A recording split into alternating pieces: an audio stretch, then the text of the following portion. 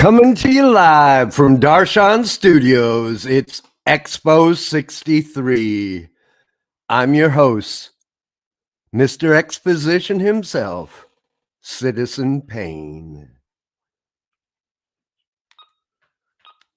Voice message from telephone number 907-235-0985 received on Monday at 2:05 p.m. Brian, this is Susan. I'm a nurse practitioner at the general surgery clinic at South Peninsula Hospital. I just want to let you know I got your pathology back from that mass that they removed. It was just a lipoma, so just a fatty tumor, not cancer or anything. Well, yeehaw, and God bless. Yeah, that's what I've been going through the past 3 months. Every summer here in Alaska, I want to do, walk the beach. And it seems every year something comes up. This year it was the cancer scare. I never really thought I had cancer, but once they call it a cancer scare for a reason. And once you hear that word cancer, it like sits in the back of your head, even though you know, it's almost an insult to those who actually have cancer. But I'm a chicken shit. What can I say? So that was good news. And today is my birthday, so I got it just in time. I'm 63 as of today, and that's why we're calling today's show Expo 63. It's my party, and I'll cry if I want to. So I'm not sure what all we're going to do tonight, but I just wanted to be on the air and talk a bit. And I got a few ideas. One of the things I did was I asked people on Facebook, the archaic social media platform from a bygone age, and for questions that they might ask in an interview. And I thought I'd interview myself. A lot of people have talked about interviewing me, and I've had a couple attempts, but I'm not one for showing my face on camera. And one of the reasons for that is I use myself as a model in a lot of my work, and I didn't want to confuse the issue. That was one of the original ideas. But again, I just got tired of seeing two guys' faces talking about comics. And, like the saying goes, talking about comics is like dancing about anime. And it gets a little boring to me. So when I come on here, I'm just playing with the technology, and it's more close to the public access television programs I used to produce in Denver, Colorado. I had a TV show, a kid show called Hopscotch. Maybe you saw it if you were in Denver in the early 90s. I'm sure some of you were, right? Anyway, I collected these questions online, like I said, from people who might know my work. I actually expected a lot more, but I really appreciate the ones I get. And unfortunately, I printed out two versions of the questions from two different sources, I assumed, but it turned out I printed out two of the same ones and deleted the other ones. But I think I remember the essence of the questions the folks asked on in the Darshan Studios group, and I hope I did. I might not have the wording quite right, but I think I got the general gist of what you were asking. I think I remembered at least three of you. David Brandstetter, I've known for a long time. David Brandstetter does Straw Man, the comic. Dim Light Graphics published Straw Man, 10 issues? Or are we up to 11? Maybe just 10. And I was in issue 10, I believe. A lot of people were, but he inked a Bible story for me. And he's currently working on what is it? Horse and Buggy, which is something he's done more as a young adult type full color comic, whereas Straw Man was more of a superhero parody, black and white indie type comic. So David Brandstetter, I consider him a friend, and I've known him for a long time. He's part of a gang that I got together with in the Cerebus group. We were fans of Cerebus, and we commented a couple of times and noticed each other's name and noticed that we all did comics. And that group was David Brandstetter, myself, Steve Peters, who does a comic called Subspace Channel is the book. What is it? Comic verse. What am I thinking? The comic verse. It's about a comic shop on a space station. But and of course James Smith was part of that gang as well. But anyway, Dave asked me a couple really good questions, I thought. And he has a lot of my stuff, so he kind of knows what I'm doing. And he said, what spoke to you about Van Gogh's work, and how were you able to translate his vibrant use of color into striking black and white images? This goes back to one of the earliest works I did, which was Art and Life. And it's basically me illustrating certain parts of Van Gogh's or Van Gogh's letters to Theo and other people. And they are, I also include some of Vincent's most famous paintings. You know, it's Van Gogh. Everyone says Van Gogh, but it's actually Van Gogh or something even that I can't quite get my tongue around. And that's why he signed his paintings Vincent, because he said nobody knows how to pronounce my last name. So we'll just call him Vincent. But anyway, my work was totally black and white, and it's some of the first inking I had done in a long time. I had started doing comics in the early 90s. I had just ended a rock and roll band, and realizing at the age of 30 that I couldn't jump in the van and start out again. So I kind of started drawing a comic about a band instead. It was easier. I could stay in my room and draw it about the same adventures I would have on the road and on stage. And so I drew all these strips, and they were published.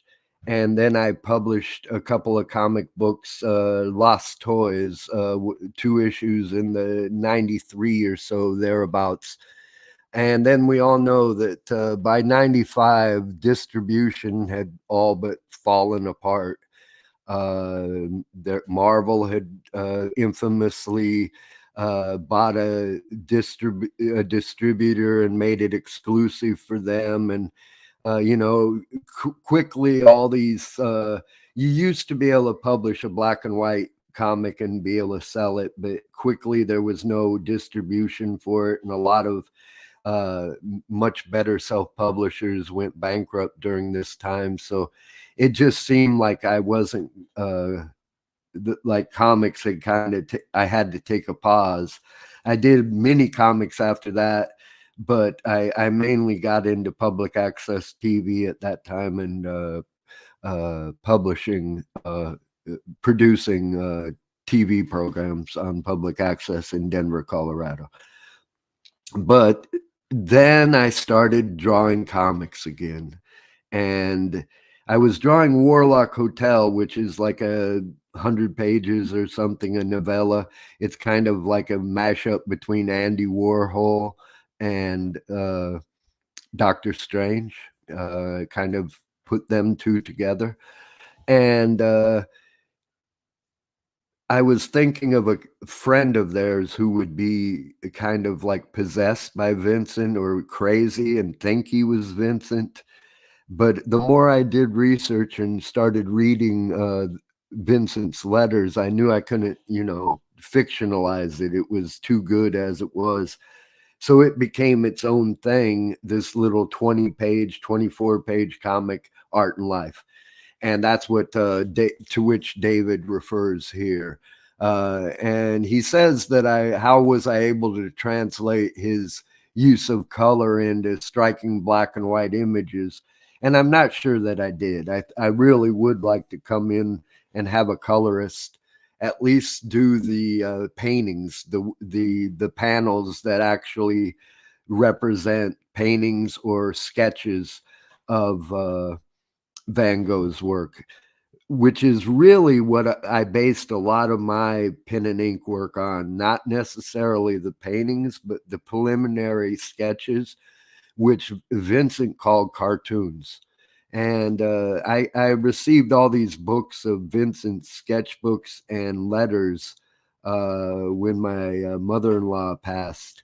And I was given these books, several small volumes about Vincent in each period of his life. And that's what kind of was the impetus for this. But I'm still not sure I pulled off the Vincent stroke, but I was trying, and it was fun.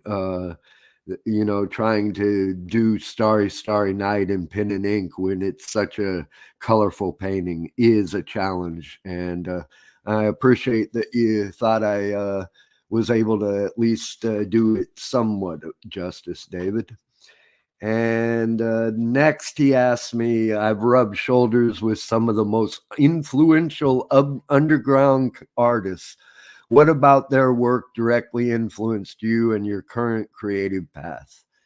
Now, I'm not sure I rubbed shoulders with them, but I was in the right place at the right time.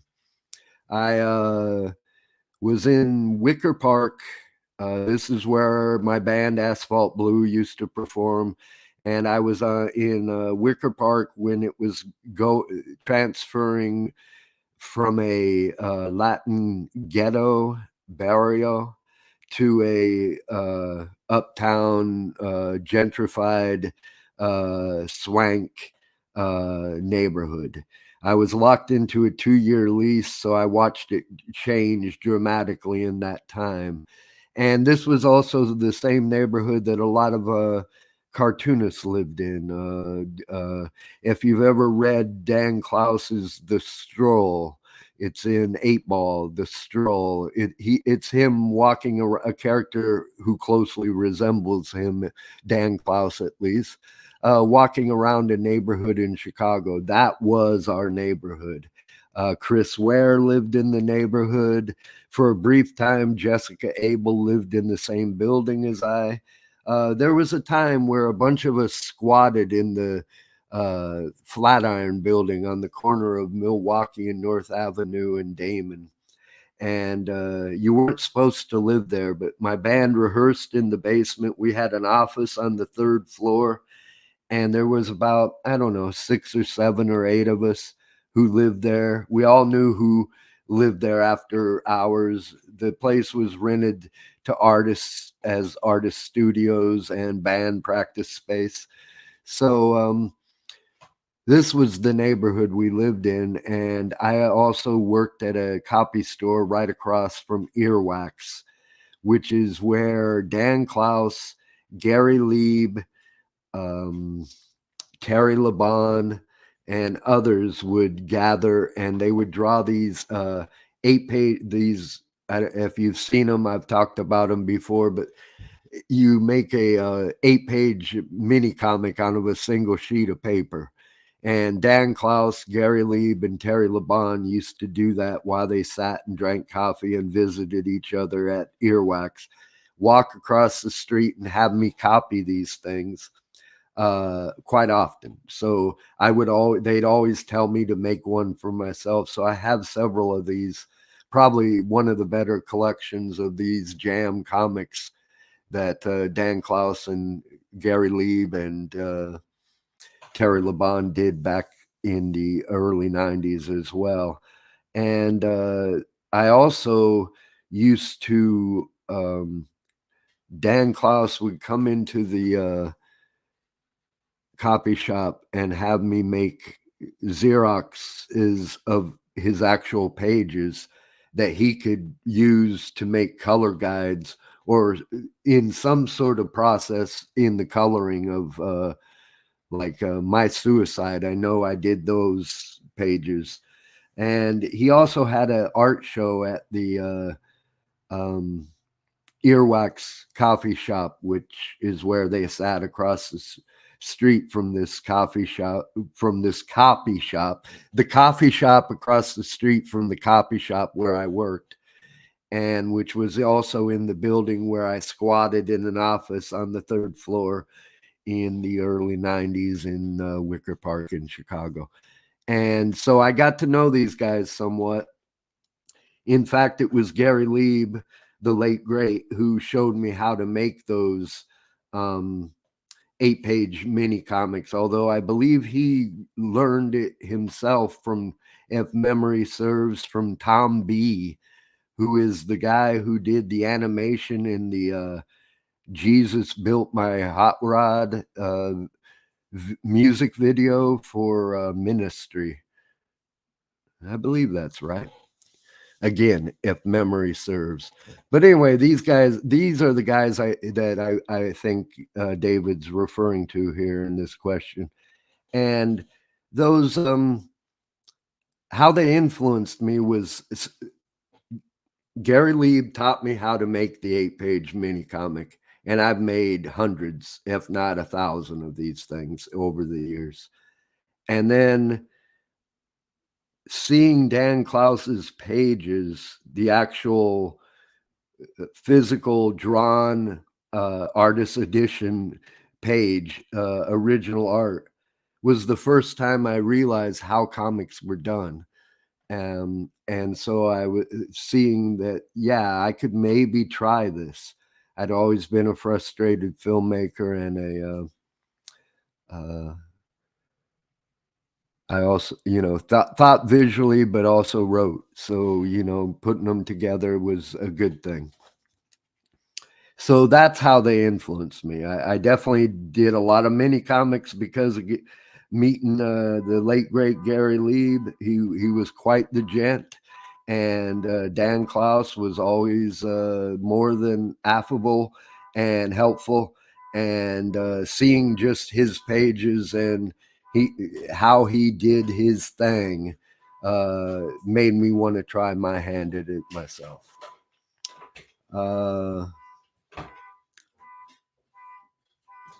Okay, now David's saying, he says both self-reflection and the embrace of different and sometimes opposing spiritual beliefs as strong influences in your work. Could you comment on this correlation? I didn't even realize this for a long time, but you do see that in my work a lot. Even early on, there was Catholic imagery, which is what I was raised with, but there was also Buddhas, there was also Krishnas, there was always, a definite yearning for spiritual growth. Now, during my teen years, I read a lot of philosophy and a lot of these, religious texts. And so I have a little bit of knowledge of all of them, but none of them really that well. I'm more of a Catholic than anything, but I do see, the Catholic imagery showing up in my stuff. I see Buddhism. And, I just, as far as the spiritual thing, I think we're all yearning, trying to figure out why we're here and, trying to communicate with, something other than ourselves, if not an audience. Hope that answers the question, David. Okay, Joe Zierman. Joe Zierman drew, was the original co-creator of Teen Rex, which is from Big Bang Comics with Gary Carlson. And I did some Teen Rex stories for Michael Fitzgerald Troy's Big Big Bang Comics anthology from Cosmic Lion Productions.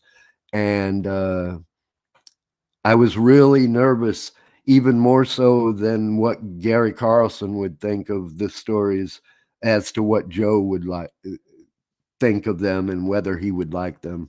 He seems to have approved, or he don't bear me no ill will, which is good. And we're going to actually look at some of that stuff later on in tonight's program. But he says, do you work from life, and what's your creative process, and how do I stay inspired? Well, I'll answer that last one first. How do I stay inspired? Like every great artist knows, such as Joe yourself, you got more ideas than you know what to do with. So inspiration's easy. It's the other stuff that's hard. And you say, what's my creative process, and do I work from life? I'm going backwards here. And yes, I do work from life more often than not. Everything I know about cartooning, I learned from the movie How to Murder Your Wife with Jack Lemmon. And in this movie, Jack Lemmon is the creator of a comic strip called Bash Brannigan. And he never asks his character to do anything he wouldn't do himself. And he hires actors, and he dresses in costumes, and they run around the city with his man, Terry Thomas, following behind, taking pictures of them acting out wild scenarios and adventures, which Jack Lemmon's character goes back to the dark room and develops these photographs to use as reference for the daily newspaper strip he draws, Bash Brannigan. That's, to me, how you do cartooning. When I was a kid, there was no internet. This is what, that is, to me, was how cartooning was done. And it still is. To this day, I take photographs. I act out wild scenarios. I have actors and actresses wearing costumes, and I use a lot of photo reference. And some people have a problem with that. They think cartooning is just if you can draw it out of your head. Yeah, we can all draw out of our head, but what I'm looking for is some sense of physicality, some sense of dimension, some sense of weight, some sense of reality. And some people don't want that in their comics neither. They get enough of it day by day. I understand, but that's not what I'm doing. What I'm trying to do is some sort of, it's not even, I'm not trying to tell the story that you were told to write in third grade class. I don't have the resolution, conflict, and the end. To me, that ain't the way life works. And that ain't the, I'm trying to communicate with my reader more almost in the way I used to write songs. And like Bob Dylan once said during an interview, I just write a song and I know it will be all right. I don't even know what it's going to say. And I trust that. I trust that creative process, which some people find frustrating, and my audience is that of a small number of you who I love dearly, I might add. But it's still what I'm trying to do. And it's also I'm trying to write a letter to you, the reader. I'm talking to you right now. Not everyone. I'm talking to you. And that's what I'm trying to do and my creative process is, yes, I take photographs. I dress up in costumes. I have kind of a Marvel method where I kind of have the plot in my head. I storyboard it with the photographs. Then I refine that, print out the photographs, and use them to create the comics. Once I've got the basic building blocks, then I have ideas what people are saying all along, but I tend to put the just like Stan Lee, I put the words in their mouth after the figures are drawn. It's kind of an improv from start to finish. But to me, comics are, you don't write them, then draw them. You write the story by drawing. You're drawing the story. The words are part of it. You do the two together, but they don't. You can have the ending and the beginning and fill in the middle. It's not all A, B, C. It's A, C, B, C, B, C, B. Can anyone hear me on the CB radio? Okay. Sorry, Joe, I went off on a tangent, but I think you got some of the information. Our old friend Chris Vaseville, great musician, microtonal master. Check out his stuff. A while back, I did a album cover for him. I forget the title. When something about plants and colonialism. All I know is there's some English, some of them English big game hunters, some costumes from the big English big game hunters dressed plants dressed in those costumes. That's what I drew. But actually I drew it with the great Jerome. I drew a rough sketch and handed the project off to Jerome Cabanatan, who does One Stone from Next Panel Press. Look for it everywhere. Oh yeah, he also does Black Belter. He's got a collection of that. Really great slice of life stories. Jerome Cabanatan. Check him out. Okay. But Chris asks, how did you collaborate with Skywalker for your haiku series? And how has moving from Arizona to Alaska had an effect on your work? How did I collaborate with Sky on the haiku series? I've done several haiku comics and other comics with my wife, who's a writer, Skywalker. And she, for my birthday, once again, ironically enough, and a little bit of synchronicity as well, once gave me 52 haikus for my 52nd birthday, which is 11 years ago now, which would have been like the first year I moved to Alaska, which ties into the other question. And I thought, well, there's 52 weeks in the year, and there's 52 haikus.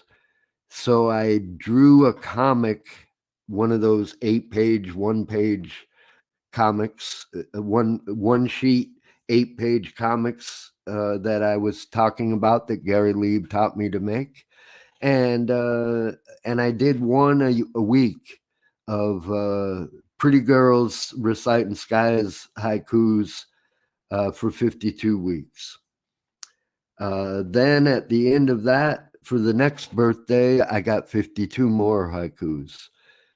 So at that time, I thought that I had I'd been posting single panels on social media, but it was just part of the haiku, one line at a time, and I thought I wasn't doing them justice. So I drew 52 pinup girls and wrote the entire haiku on each pinup. So it was kind of like a Vargas girl with a haiku. And then I went back to, she continued to write haikus, and I just ended up with this vast collection of haikus. And originally they were more about you're talking about how does the difference between Arizona and Alaska happen.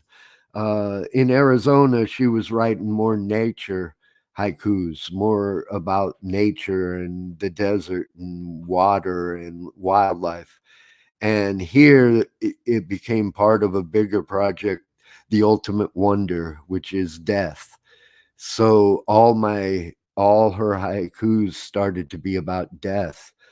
And I don't find them somber, but I think some people were a little depressed by my turn in art. But I still consider this stuff some of my greatest stuff. And I'd like to collect it in a book somehow, because this is when I first started experimenting with drawing with just black colored pencil rather than inking, and scanning the black colored pencil at high res, which again we'll get to again in a bit.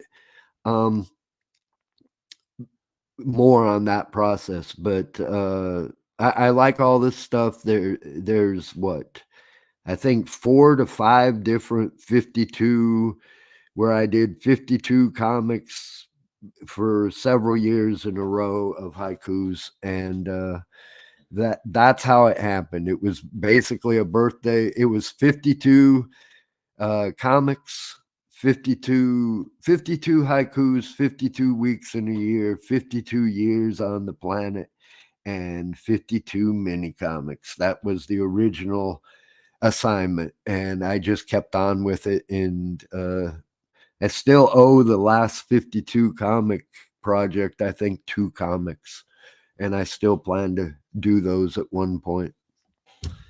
Okay, now we got Becky Payne, my sister-in-law, married to my oldest brother, and Ivan.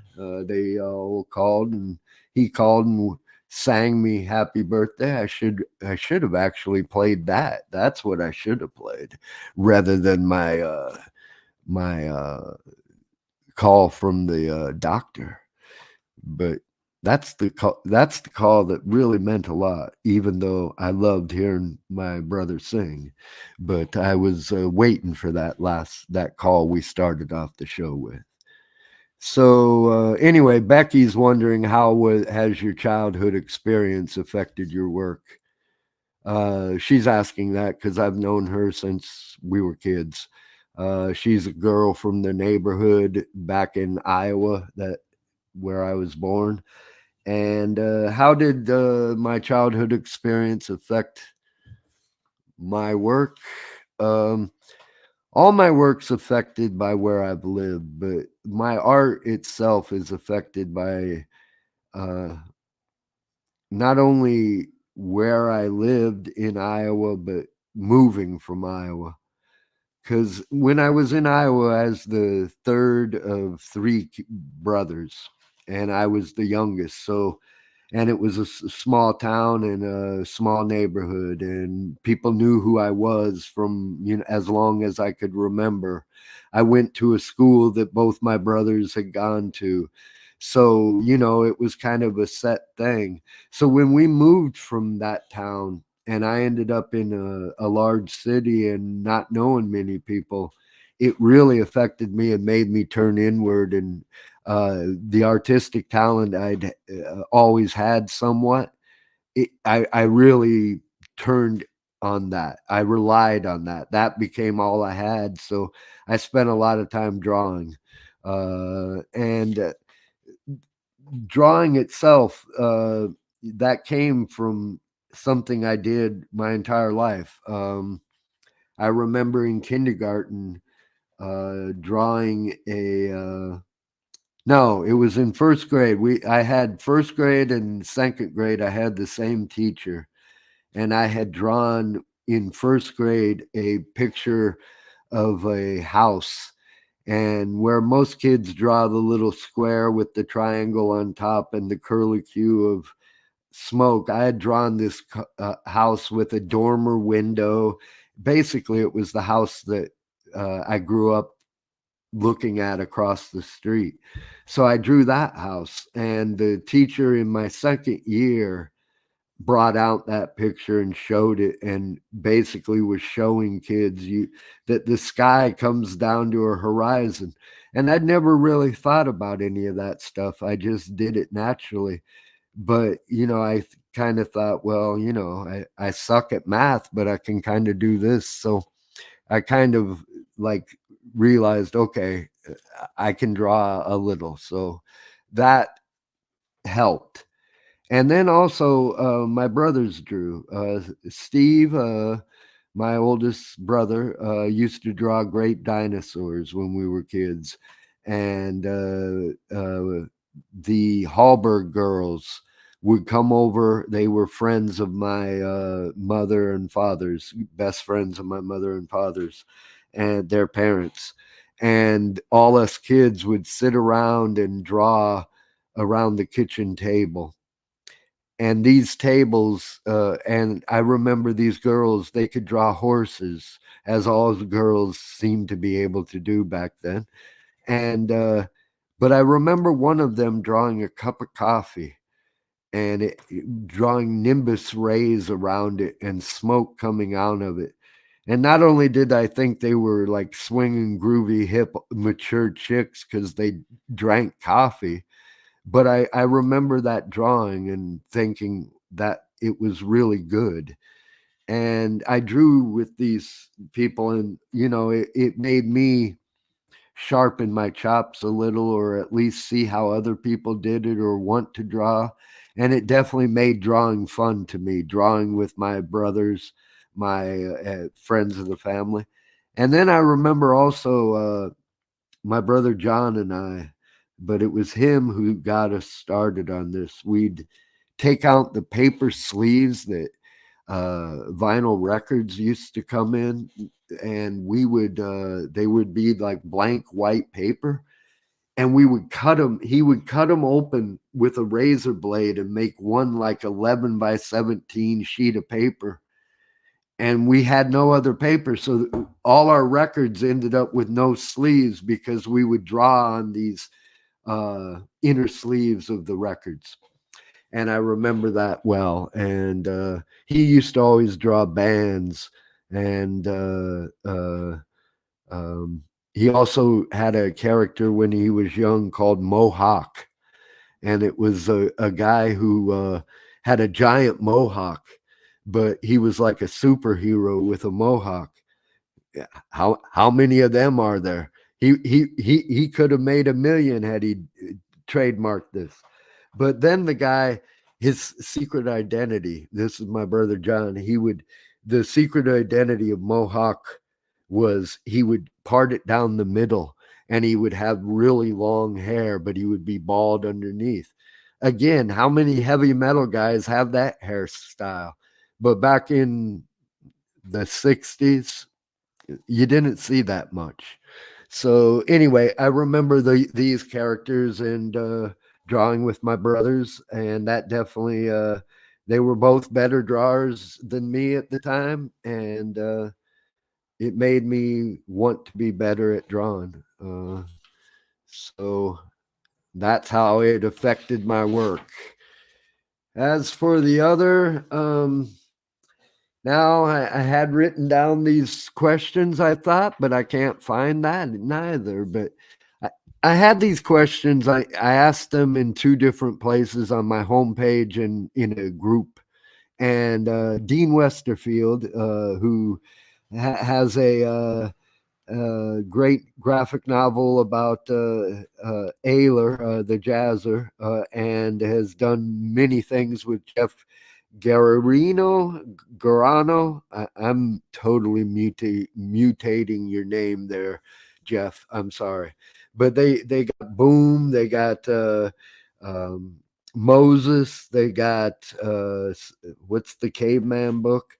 But Dean's a great cartoonist, and together Jeff helps write a lot of the stuff, not all of it, but there's several things that are much more Jeff than Dean, and then there's other projects that are Dean, but they kind of do a little bit of both on each, so you kind of it's kind of like the Teenage Mutant Ninja Turtles in that way. They kind of both got their hand in everything. The Westerino brothers. But he was wondering about, again, I don't have the question in front of me, but he asked about the elusive or something like that nature of my work and my use of masks and why I used Skywalker and myself in so much work. Again, back to front. I use myself because I have no problem using photo reference. I think the problem comes when you start using other people's photographs as your reference without their permission, especially. You saw that happen with Shepard Fairey and the Obama poster. So you can't just appropriate other people's images, otherwise you're bordering on Roy Lichtenstein territory. So I try to refrain from that, although I am guilty of it. And I know we're going to get to it later, the Big Bang stuff. I got a bit Greg outlandish on a couple of things when I used appropriated photos of Frank Miller as the spook. And, I admit that wholeheartedly that, yes, I did. When I saw Frank Miller holding up those striking rider signs, those big white rider strike signs, I just wanted to draw on them immediately, and I did. So guilty as charged. I like to think that Frank would forgive me. But anyway, the elusiveness of my work, I think what you're talking about, I don't know that that's the exact word, but everyone always talks about my work's surreal. My work's surreal. I'm not intellectual enough to be a surrealist. I don't understand what that is exactly. What you're seeing is my worldview, but it's also what I was talking about earlier about the fact that I don't see stories as A, B, C, introduction, comic, conflict resolution.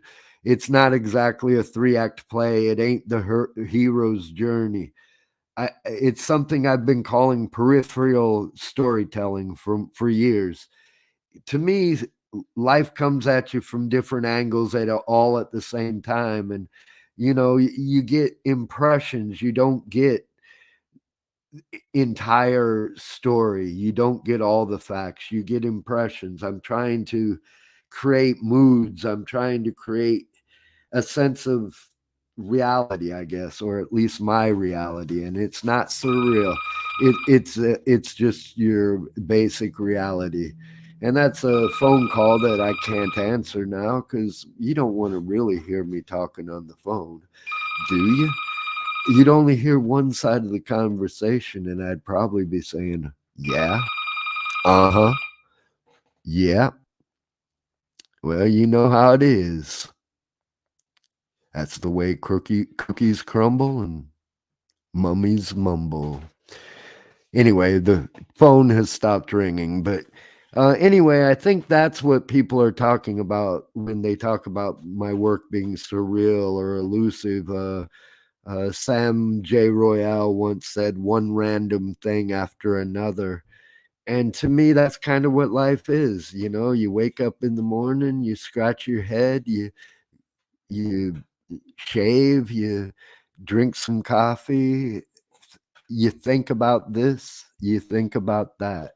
It's not all written out like the assignment you were given in 8th grade English class. And, I did that then. I have no need to do that now. And I know it's frustrating for some of my readers, and I know some of my collaborators have found it particularly frustrating. And it's led to me getting this like reputation among some who don't really know better, that I have some sort of like enormous ego and think I'm hot shit, and that my ideas, you know, can't be touched. And no, I think every criticism is valid, but you can't expect me to change my artistic vision to match yours just because you ain't grokking what I'm doing, especially if your notations are unsolicited. You know, yeah, I'll publish them in next month's letters column, but you know, I ain't gonna go back and revise my story so you like it better. You know, every artistic choice I've made in my life, I've made for a reason. Whether anyone understands it, whether I even understand it, it doesn't matter. It was made for, and you know, I don't second guess myself. It's like the old Beats used to say, first draft is the best draft. And you know, sure, you can refine it, you can rewrite your original comic from 1993 and republish it redrawn, but what's the point? Life's too short. I'm 63. I ain't got time to redo where I've already been. I'm moving forward. And as far as the masks and my wife and I, again, I like to use I like to use photo reference. I don't have a lot of friends, and I've lived in a lot of remote locations where it was basically me and my wife. So that we kind of became every character. Plus, there's this movie called Paris When It Sizzles with William Holden and Audrey Hepburn.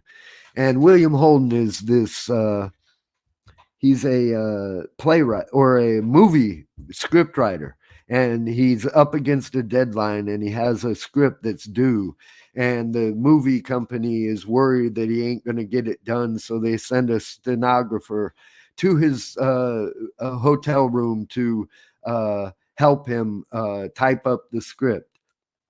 Audrey Hepburn, when she gets there, William Holden doesn't have the script even written. He has a bunch of ideas for scripts, and they proceed to go through all these different scenarios. And they're in their room, and she's typing, and he's talking. But then you drift into all these different, you know, at one moment they're spies, at another they're this, that, and the other thing. And of course, they fall in love. And I always thought of my comics kind of like that me and Sky were, you know, yes, we're playing characters, much like, you know, we could play characters in several movies, you know, like Spencer Tracy and Audrey and Kate, Katharine Hepburn and Spencer Tracy. You know, you can be in more movies and play more than one character and look like the same person. It's acting, you know, just because you look like that person. But I also like the fact that we were the same people. And I've always thought that every one of my stories, like I said earlier, represented where I was living at that time. Like Warlock Hotel is very much a Denver story. It was inspired by the Warwick Hotel, which I used to walk past every day. And I used to call it the Warlock rather than the Warwick. And that started me down that path. And then I had a story called Jake Wild, which was very much a story set in the Southwest, a kind of a modern alt country western. And I also did The Arid Zone, which was a online comic. And this was inspired by living in Arizona on the Indian reservation with the Hopi and the Navajo, and living in the desert. And all these stories kind of led into each other. And like, if you follow them, it ain't quite autobiography, but there's enough autobiography in those stories that if you want to know who I am, it's all there.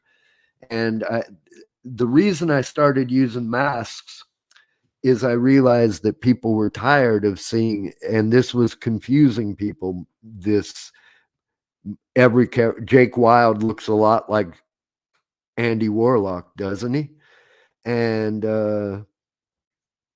everyone thinking every black girl I drew was my wife. And so I started using masks just so I could play a multiple amount of characters at one time and not have to rely on other actors. I could be every character, cloning myself as need be. And then also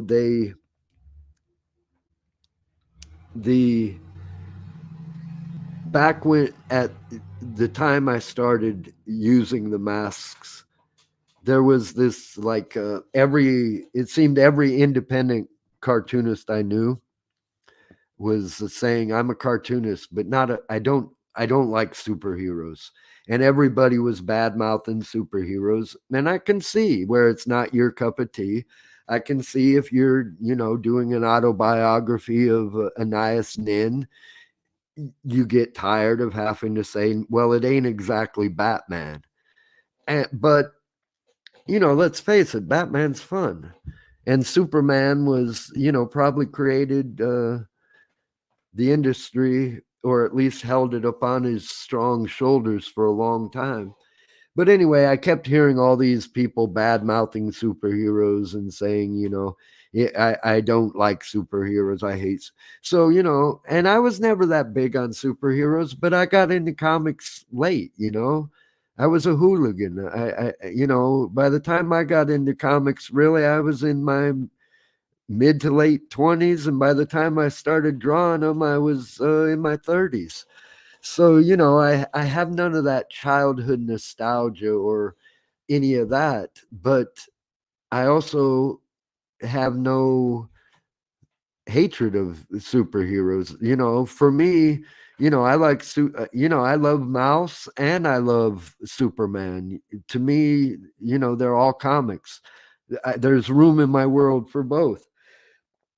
But because everybody else was bad mouthing superheroes, I thought, well, I'll claim them then. And I came out of the closet with my underwear on the outside and my mask on. And I said, I'm going to do superheroes. But this became something that I kind of did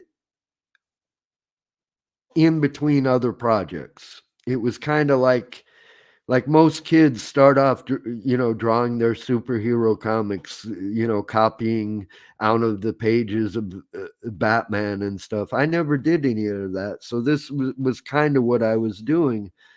But I also was tired of all these comics, everyone wanting to be young adult and for kids, and everyone wanting to make their comic for kids. Because, by then I was a geezer.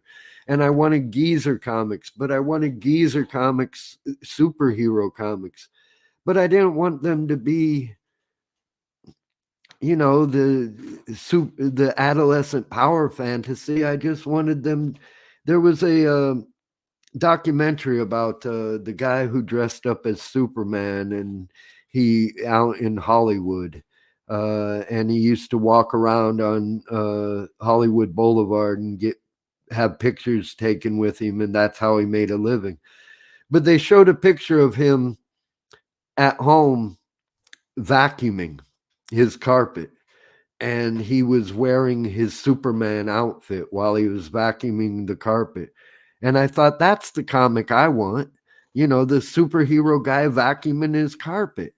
And then there was also around this time William Ray, I think I'm saying his name right, Bill Ray. He was a cartoonist, and he's a cartoonist and a painter. And he started doing these paintings of cosplay kids and cosplayers, like in after the convention, sitting outside on the curb in their Spider-Man outfit and stuff. And I wanted to capture a little bit of that. I wanted it to be more like superheroes as business suits, as that rather than everyone wearing the team logo, they dressed up as superheroes. But again, I didn't want them to be the Teen Titans or the young all-stars or anything like that. I wanted them to be like the Justice Society, but not like they were when they were originally introduced, but like we got to know them in my era, as older people. They were the Earth 2. Superman was kind of old and had gray temples and was kind of beefy, and the Flash was kind of had gray hair. Everyone was a little older, wiser, and they were more just people wearing masks rather than superheroes at per se too. There were a lot of masked detectives, and I wanted a little bit of that. I just didn't want to do the kid comics. So I amassed all this I've been amassing all this Midnight Agent stuff. At that time I called them Midnight Agents because this was kind of like my Watchmen story too. And there's a reference to the Bob Dylan song in Watchmen, "At midnight all the agents and the superhuman crew." And so I was kind of taking that. Unfortunately, since then, the Ghost Agents has become a big comic. And how are you going to keep Midnight Agents, Ghost Agents separate? But to be honest, I was also ripping off the Thunder Agents, which was a Wally Wood comic. And I kind of envisioned my characters kind of along those lines too, rather than the Avengers or the X-Men or the Teen Titans. Definitely not. My characters are geezers like me. So that's kind of why I started using the masks. Plus there's something about once you put on a mask, you become the character. And it's easier to act like a superhero if you're wearing a mask than if I'm just sitting there voguing and posing and trying to look cool. you know I don't have the super man curly Q, and I don't have that little wiggle of ink on my chin that Jack Kirby used to make Superman look so cool with. But so the mask it is. Plus, the older I get, I can't play a young man anymore, but I put on a mask and people have to guess my age. Happy birthday to me.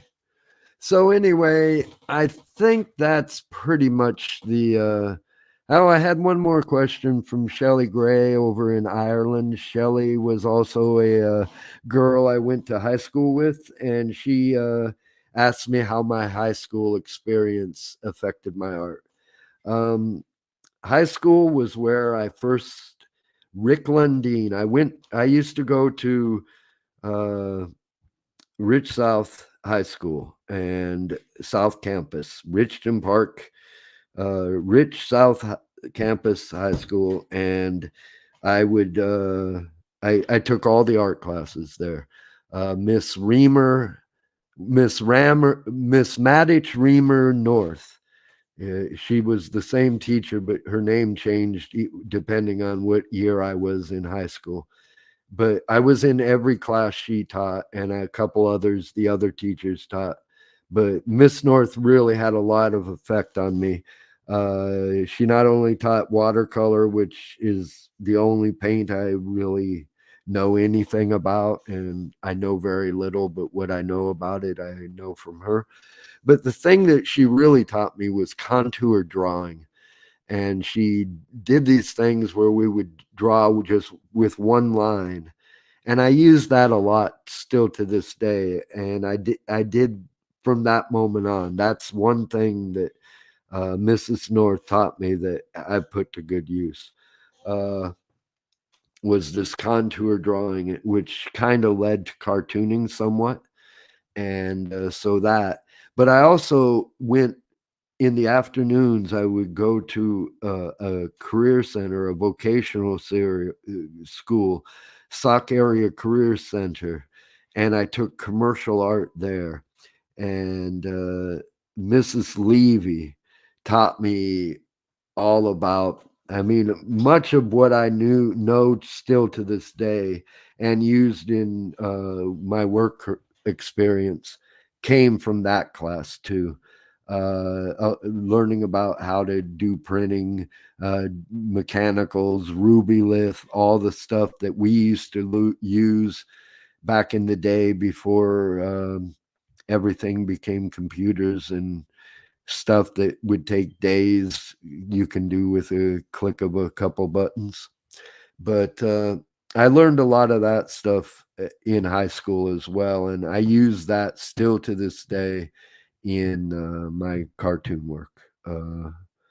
What the contour drawing that I learned from Mrs. North, and all the printing and commercial art techniques that I learned from Mrs. Levy at the Sauk Area Career Center Vocational School. Anyway, that's my self-interview. I hope I didn't bore you to tears, but that's what I've always wanted, to get some of this stuff down online on paper, and but I, printer reviews are gone, and ever since I saw Barry Windsor Smith do one of those live streams where he was like blinking at the camera and trying to type, and the former rock star looked like a befuddled old man, and I always looked like a befuddled old man, so no way was I ever going to look like a rock star. So I have a face for radio, so I like to keep it that way. And anyway, it is my birthday. We're over an hour into this. I can't believe I rambled on for an hour. But we're going to go ahead and take a little break here and continue. Please stay tuned.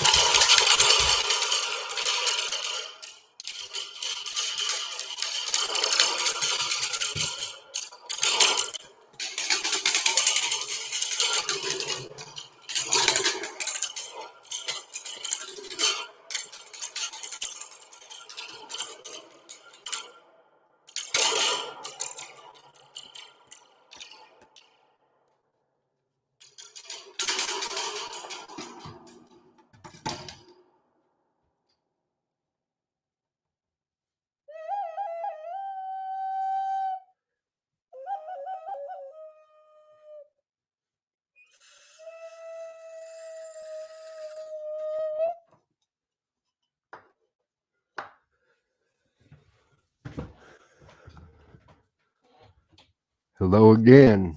We're back after that brief interlude. Okay. Now, I've talked about Michael Fitzgerald Troy's Big Bang Comics Anthology, published by Cosmic Lion Productions. Big Bang Comics was a line of comics created by Chris Ecker and Gary Carlson. By Gary Carlson and Chris Ecker. And it's a shared universe of superheroes similar to Silver Age comics, some of them amalgams of well-known DC characters, and some much like 1963 in a way, but whereas 63 was Marvel all the way. You can tell that Gary and Chris liked the DC ethos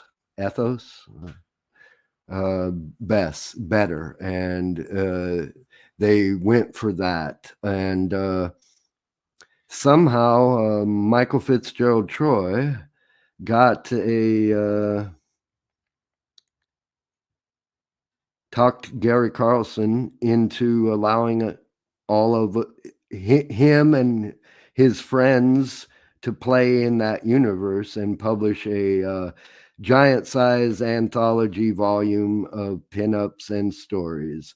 And I actually got 13 pages in that book, and we're going to take a look at some of those pages now, if you don't mind. And I hope you don't. This here, these are drawn, written, and lettered by myself and colored by Michael Fitzgerald Troy, who's the editor and creative force behind this anthology. And he originally asked me for 4 pages, and I ended up doing 13, I think. I ended up just starting to, after I did the initial 4, once I realized they were publishing in a giant size format, I didn't feel I had utilized that format. So I started playing around and drawing things that I thought would work in a treasury size. And fortunately, Michael approved them all, and they ended up in the final tome. And I'm real proud of them. And this first one is that you're looking at that's a spook story. The spook is similar to the spirit, and they had Chris Ecker had this and Gary, or I think it's more of a Chris character than a Gary, but I'm not sure. But they had this whole backstory where he was drawn by Izzy Irwin, who was basically Will Eisner, kind of a stand-in or amalgam of Will Eisner. And when you think of Eisner, you think of those conversations with Will Eisner and Frank Miller. They're kind of like, it's kind of like tag, you're it, kid. Maybe Dave Sim in between. I'm not sure who came first, Sim or Miller, but probably Miller. But anyway, again, talking about comics is like dancing about anime. Any opinions I venture about comics, take them with a grain of salt. They're my opinions, nothing more. I don't think they carry much weight. I'm not trying to influence anyone on the internet or the social media. But yeah, this character Spook was a older character, older cat, and had a beard. And I just immediately thought, well, he looks kind of like Frank. So I cast Frank Miller as the Spook and drew this story about Izzy Irwin having a dream while drawing Spook comics. And in the dream, the Spook finds him running a cafe or coffee shop and giving him the business about how he left him high and dry and left him without a comic or a career. And he's basically became homeless and was living in the sewer last we saw him. So anyway, that's that story there. And again, I just can't say how much Michael adds to my artwork. I give him this stuff in black and white. And one thing we wanted to try here was doing stuff in pencil. because I've never liked my ink. And as I was talking earlier, I started experimenting with black colored pencils. So a lot of the black line you see here is actually black colored pencil.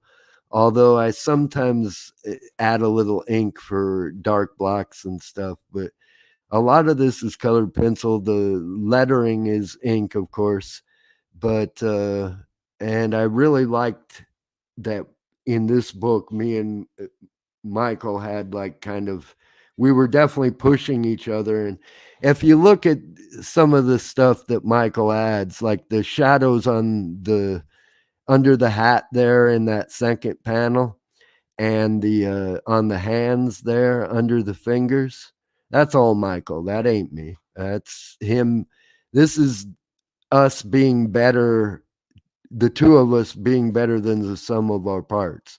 Not to mention, I'm totally black and white. So, that great Izzy's Cafe logo is nice enough, but look at what Michael did there with all that background color and adding the shades and drop shades. The drop shade might be me. I'm not sure, but the color is definitely him. And I love this blue and white tone that he came up with. But it's kind of all you can do because the spook has white skin, white hat, white shirt, and a blue suit. So he took the colors of the costume and made the entire comic that way. Really good work, Michael. That's great. And I like that story a lot. He must have liked it too because it opens up the book. But then I don't come back into the book until halfway through. And then I start showing up left, right, and everywhere. This here is a story of the Blitz, who's kind of like the Flash or Johnny Quick character. If you remember Johnny Quick, that's way back Golden Age stuff.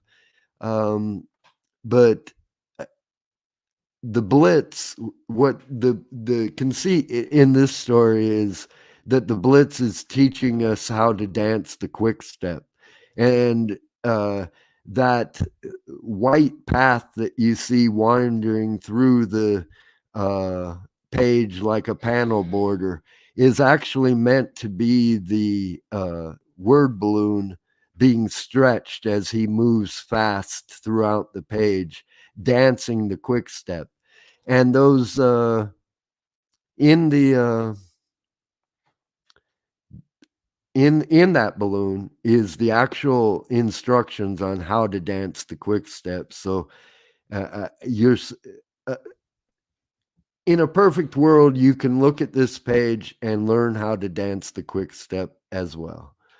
And I like that about, I like the idea of the quick step and a speedster doing a speedster doing the quick step. Now this one comes into my birthday, and this is one of my favorite ones. Teen Rex, as I said earlier, was drawn by Joe Z. And but I read in the notes of that comic that it was originally Tom Scioli was had some interest in the project, or Gary Carlson had some interest in Tom Scioli doing the project. So I was already in the Tom Scioli frame of mind, and I wanted to do that, what he's been doing with the pencil and color. He once did it with a Jack Kirby drawing and did a whole like blog post about it. And that was like kind of my idea. And then Michael was talking about Alex Ross's recent Fantastic Four work, and thinking that we could do something along those lines. So this is kind of us meeting halfway in the middle and doing a Teen Rex story. And my idea was that Teen Rex was having a birthday and was getting old and was no longer a teen anymore. But as he says today, and lest I remind you, today is my 63rd birthday. Happy birthday to me.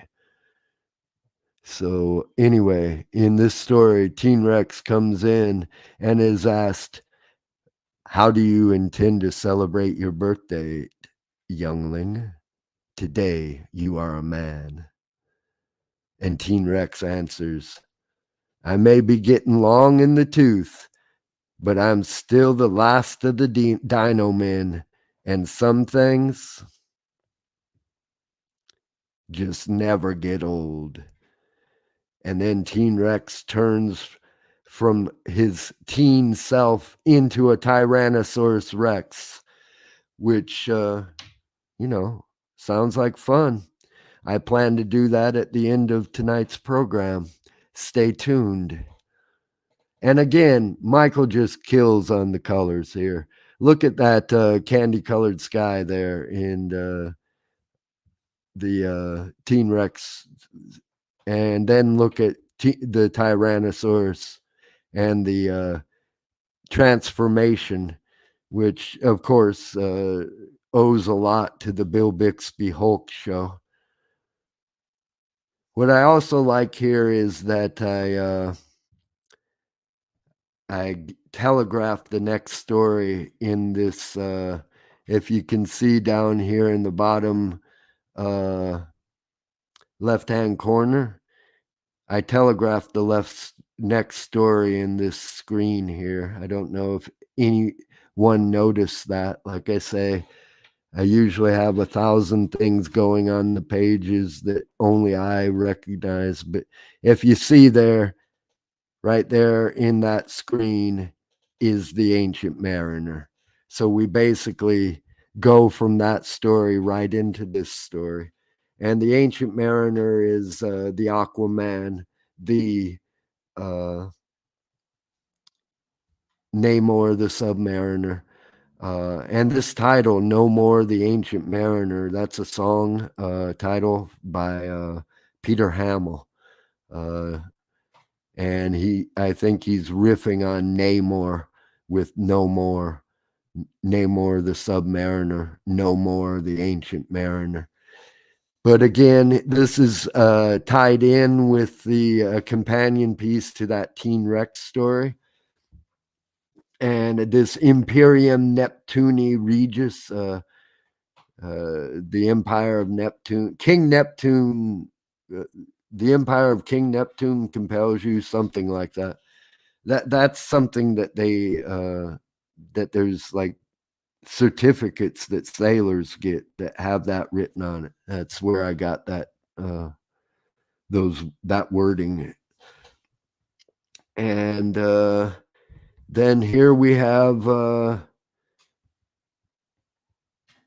Ancient Mariner walking through Jurassica looking for the Dino Men, but they're not around anymore because it's only Teen Rex that's alive. So he's looking for a race that's no longer there. So that I like these two stories, how they mirror each other. Michael Fitzgerald Troy had asked for bookends, and that's what these were intended to be. But then I started wanting to draw big and take advantage of that treasury size. And like I said, as soon as I saw Frank Miller holding up those writer's strike signs during the Hollywood writer's strike in front of his face, he also holds up comics like this, and I couldn't resist. So again, this is Frank Miller as the Spook. And just like the Spirit always had the word the Spirit in his in the splash page, it worked in some way as a sign or in the sky. I tried to do that with these two spook stories I did. And there it is as like a flop house or parking garage neon sign in the background. Spook, pointing right at the guy. I also like this because it's very Eisner-esque, him holding up panel comic pages. It has that Will Eisner spirit flair, or at least in my mind. And I like the fact that in this bottom panel, I have 3 panels, much like Frank Miller used in The Dark Knight. And it's grim, gritty, grim and gritty, which is what The Dark Knight and Watchmen kind of ushered in. And that's kind of me uh, tipping my pen to the way Frank Miller wrote and still does. He likes to use short words and a lot of repetition. And then this is me, a love letter to Big Bang Comics. There they are on the rack where they belong. Hey kids, Big Bang Comics, the spinner rack. I'm old enough to remember those. As great as the direct market is, there was something about being able to go into a convenience store or a drugstore or a truck stop and finding a spinner rack of comics. It got the comics to people who never would have stepped in and never have stepped into a direct market comic book store. Again, waxing nostalgic. Here I am on my 63rd birthday, remembering a bygone era. The entire country was in shock after JFK was murdered. Then, after Martin was killed and the president's brother Bobby was shot, our nation needed its heroes like never before. Bang! Bang! Heroes like the Night Watchman, Ultiman, Thunder Girl, the Blitz, the Beacon, and you, Kid Galahad. And the Spook, Kid Galahad adds.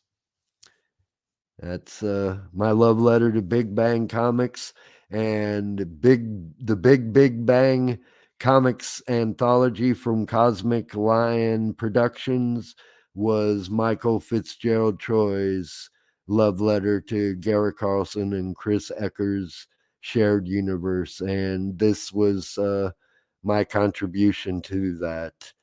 And then after the final credits, of course, just like those Marvel movies, you have that after the credit scene.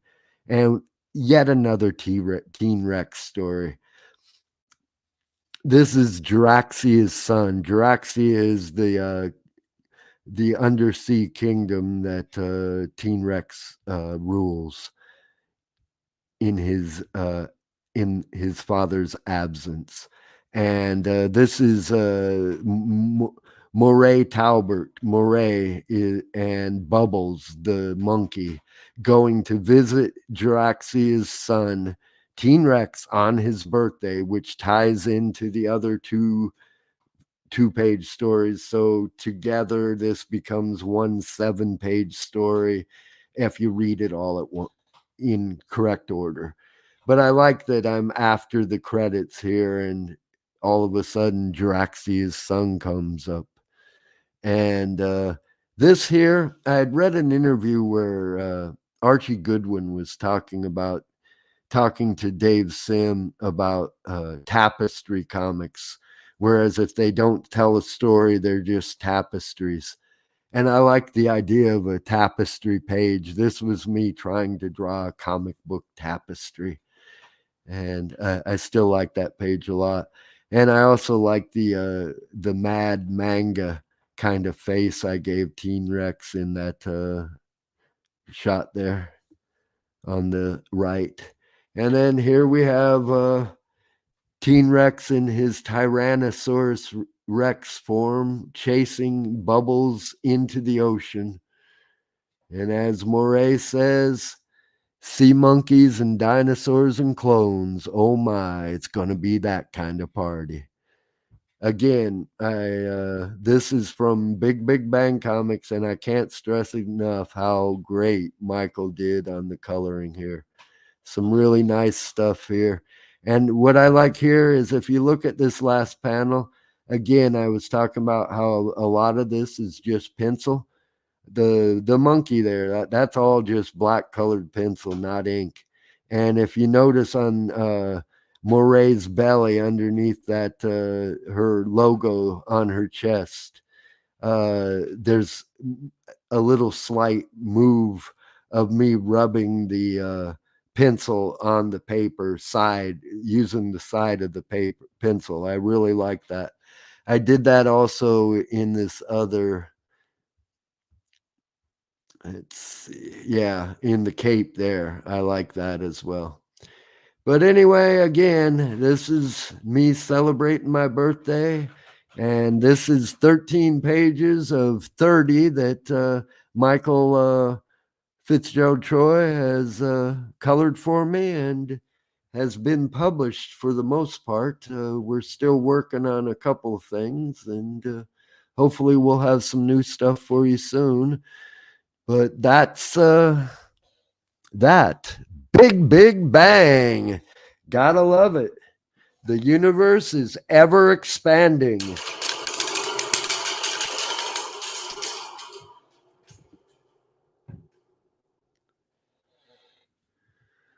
Okay. It's been me talking nonstop. It's my 63rd birthday. It's going on 9 o'clock here in Alaska, where I live for the last 11 years. And I'm here with my beautiful wife, who I'm going to rope into getting on the camera. So she needs to unmute her microphone and say hello to the world here. Good evening, world. It's been great listening to my husband talk. Most of the stories I've heard, but he had a few new insights. Yeah, I only have a few stories, and that's why I put them on tape tonight, so that I don't have to tell them again. Although, as you know, I will. Okay, Sky, we're going to go out in a laser beam blaze. It's my birthday. I went to church this morning. I'm sinning this evening. No, you're not sinning. Happy birthday to you. Happy birthday to you. Happy birthday, dear Brian, Big Daddy. Happy birthday to you. Thank you, baby doll. I love you, Dowsabell. Now, if you don't mind, we're going to continue this party alone.